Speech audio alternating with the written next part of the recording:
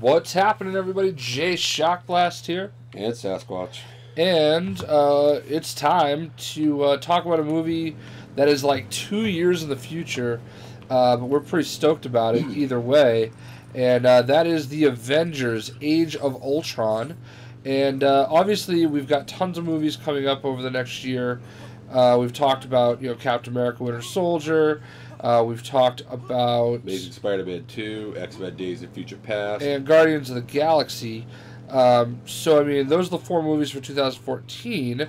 One of the big ones, obviously, for the summer of 2015 is going to be the Avengers 2, essentially, Age of Ultron. So, all the big stars are back for this one. You've got Chris Hemsworth as Thor. You've got Chris Evans as Captain America. Scarlett Johansson as Black Widow. We've got Robert Downey Jr. as Iron Man. Jeremy Renner as Hawkeye. And Samuel L. Jackson as Nick Fury. Mark Ruffalo as the Hulk. Then you've got the Colby Smulders as Maria Hill. The bad guy for this one, obviously, is Ultron, who's being played by James Spader, which is certainly interesting. What did you think of that when you found out?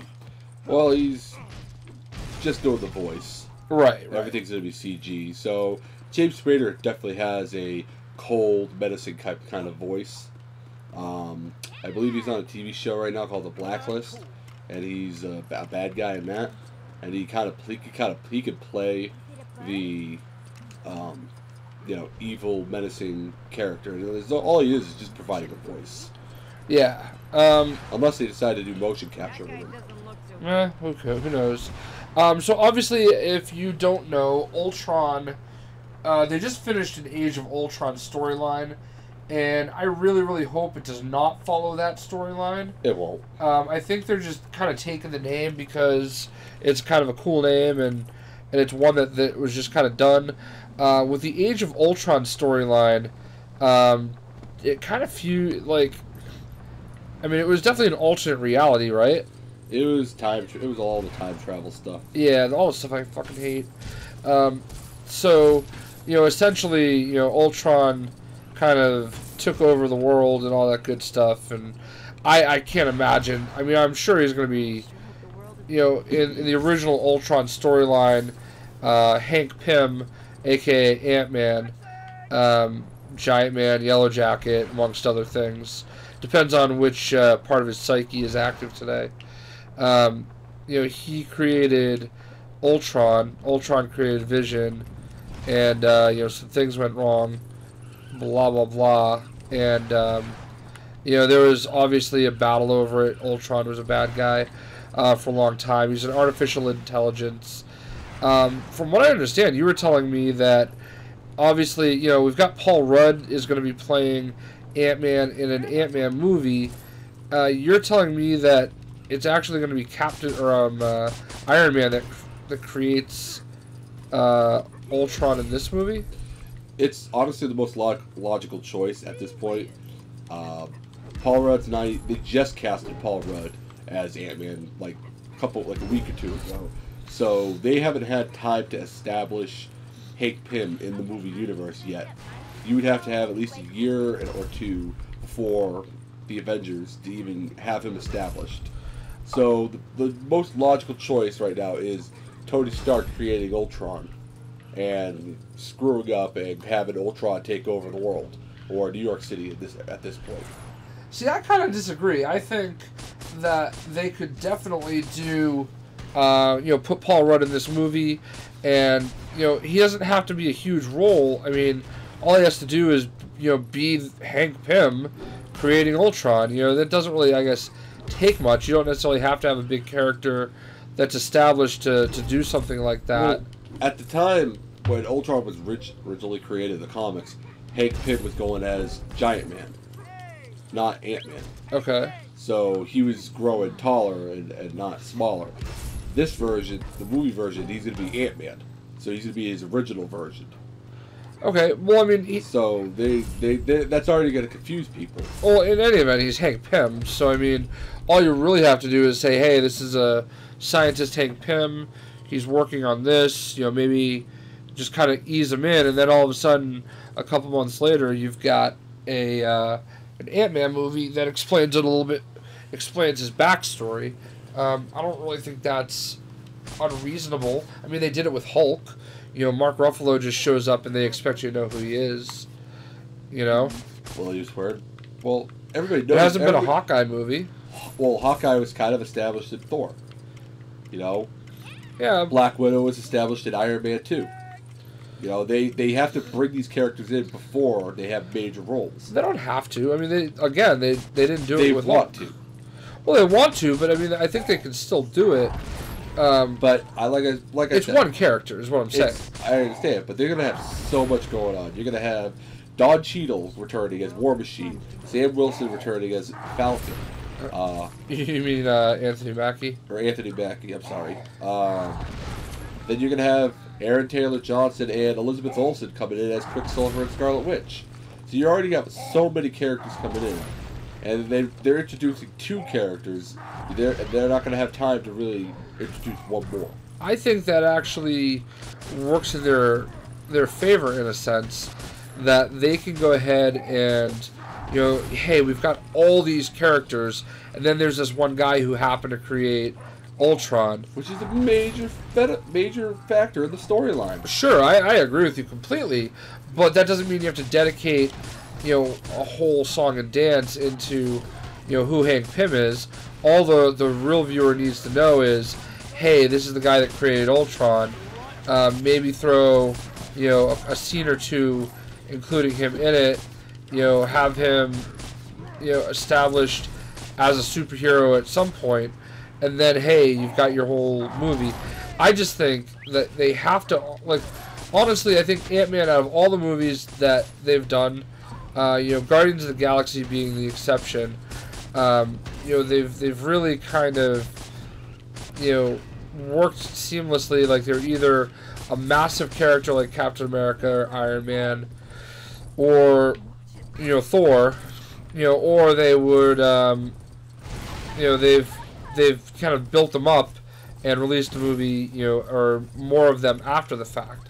So that's kind of like what I'm thinking with Ant-Man. Like, Ant-Man's not a popular character, and, you know, it would really be a testament to, you know, just how much these movies are being watched because they're Marvel movies, or because, you know, they're, you know, really popular pop culture, you know, movies. You know, people would go see an Ant-Man movie because it's a Marvel movie, but are they going to go because it's a, you know, a pop culture event? You know, yeah, I know Paul Rudd has some cachet, but I just feel like, you know, establishing him as being an Avenger, even in passing, is definitely going to be to their benefit. Well, I mean, I agree with you, but I also, like I said, I feel the most logical choice that they're going to go with is Iron Man creating Ultron. Yeah. Now, people are going to go see the Ant-Man movie for 2 reasons. Besides the fact it's going to be Paul Rudd as a comic book hero, and it's going to be Edgar Wright as the director. And he's directed the Shaun of the Dead movie, Hot Fuzz, and the World's End. So he's already known for doing those movies. So everybody's, as a fan of Edgar Wright, is going to come in and see that movie. And then you got Paul Rudd fans. Yeah, are there really such a thing as Paul Rudd fans? I'd say so. I would say there are people that watch movies Paul Rudd are in, because he's all, I don't know, what movies has he been like a really big star in? Horrible Bosses? Our Idiot Brother was actually pretty funny. And he's just been around for a while, so, you know. I get that, but he, like, to me, he's always like, you know, Sex Panther dude, you know, Brian Fantana, you know, the co-star.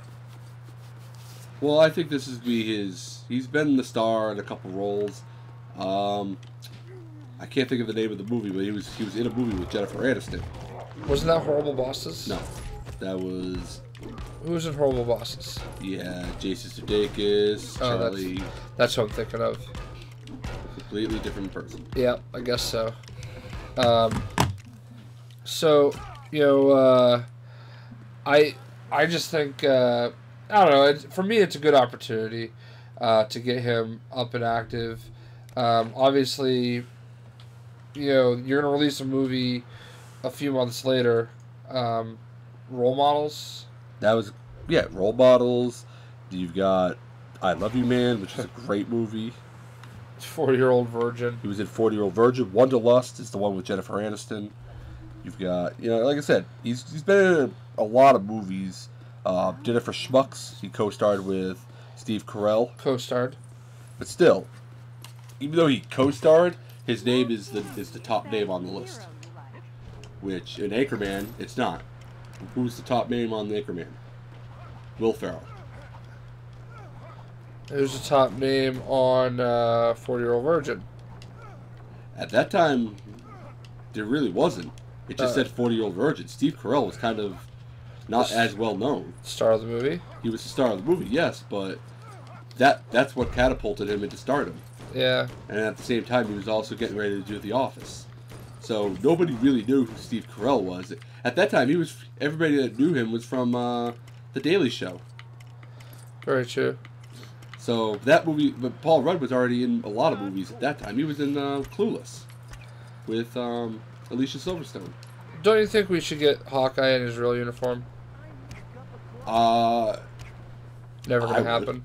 I don't think it'll happen. Yeah. Just like they won't give Wolverine. Well, think about it. Hawkeye wears a mask, kind of like Wolverine's. Yet Wolverine doesn't have his mask, so why are they gonna give Hawkeye one? Even if they just gave him his uniform, like, I'd be okay with the glasses. You know, well, dude should be wearing purple. He is wearing. Well, he's wearing a dark purple. It's almost like purple red. That looks like red. Well, in the movie, it's like red, black, like that right there. But even still, his current costume has got the purple and everything in it. Yeah, it's like a mix of that and the... It's a mix of the movie and his actual costume. Yeah. But I'm a big fan. I've always been a Hawkeye fan. And so I actually would love to see him in that costume, but it would kind of come off as goofy. Do you feel like they went to Ultron too quick? Like, what's the point of showing Thanos at the end of the movie if you're not going to go to Thanos? Well, Ultron's always been a big villain for the Avengers. Sure. He's always showed up from time to time again. There's so many Avengers stories that you can do. I mean, I actually kind of want to see the Kree-Skrull war. But I highly doubt that they'll ever do that movie. Yeah.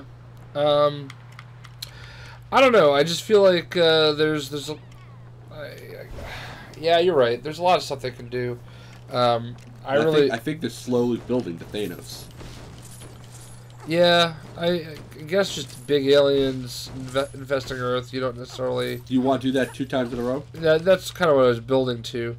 I don't know if you really do, but in any event, I think this is going to be, you know, the next big, you know, blockbuster. Well, all right. So Star Wars comes out that fall, right? Yes. All right. Yeah. So like. It's crazy. I think this is going to break all the records, and then Star Wars is going to swoop in and break all those records. Oh, yeah. So, anything you want to see in particular? With the Avengers, I mean, like, I don't know.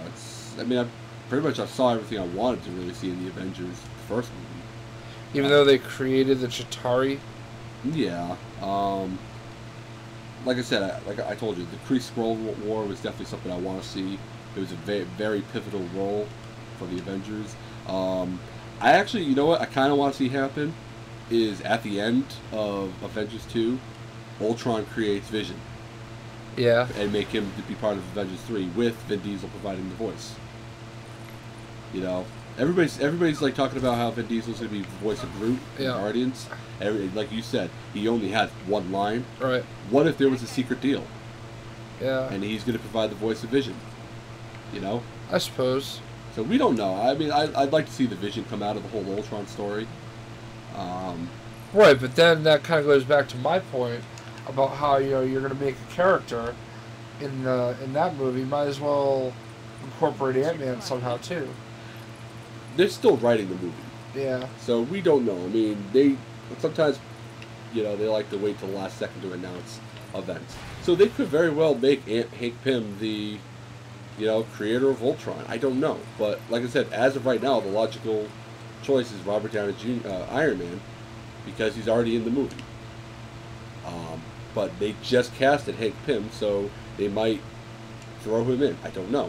It's still 2 years away. Right. We'll definitely find out more during the summer. I bet you at Comic-Con next year they're gonna give away a lot of more details. First trailer. First trailer, at least. Teaser trailer, anyway. So really, there's only speculation at this point. There's not a whole lot more we can say. I hope it is more like your traditional Ultron storyline, and definitely not, Age of Ultron. From the recent Age of Ultron storyline. Obviously, I don't think it can be that because that incorporates too many characters. Wolverine was one of the main characters of that story. Yeah, I mean, there were just way too many characters that are not Avengers, so it really wouldn't work to me. I think they're just taking the title. Yeah. Honestly. And like I said, Age of Ultron could go either way. He's going to come in, he's going to take over the world, and it's going to be the Age of Ultron. And at the last second, the Avengers pull together and win. Typical storyline. Yeah. All right. Well, I think that's a pretty good, preview, overview, what we think is going to happen with the Avengers 2. And I think it ultimately will set up for an Infinity Gauntlet storyline for Avengers 3. I mean, obviously, we've been collecting different cosmic, gems, if you will, or artifacts. Throughout the other movies. I think Guardians of the Galaxy will contribute to that. Excuse me. That was really terrible. But I had to get out of my system. So. You think the Guardians of the Galaxy will contribute the space gem? No pun intended. Because they're going to be in space. Yeah, I mean, I think Guardians of the Galaxy are going to have, who knows, maybe we could have a cameo from the Guardians of the Galaxy in this movie. We never know. Like I said, Marvel, it's all up to Marvel and Disney to really pull out the stops on this one. And I think it's going to be a great hit since Joss Whedon is going to be directing it again. Yeah, I mean, I thought he did a great job with the first Avengers 2. So, if anything, we definitely know he cares. He gives a shit. So, he understands how important, these movies are, keeping them with the originals, stuff like that. So, I'm looking forward to it, a great deal. We'll see what happens, I guess. We definitely have a lot of time to speculate. There's going to be a lot of new facts and information that come out over time, over the course of the next 2 years, essentially. Well, actually, not even 2 years, because a year from now, like a year and a half, actually. It's going to be out the summer of 2015. That's only a year and a half away, so yeah. It'll be interesting though. We'll definitely looking forward to it. For now, I guess we can go ahead and peace out. I'm Jay Shocklast. And I'm Sasquatch. And we'll catch you later.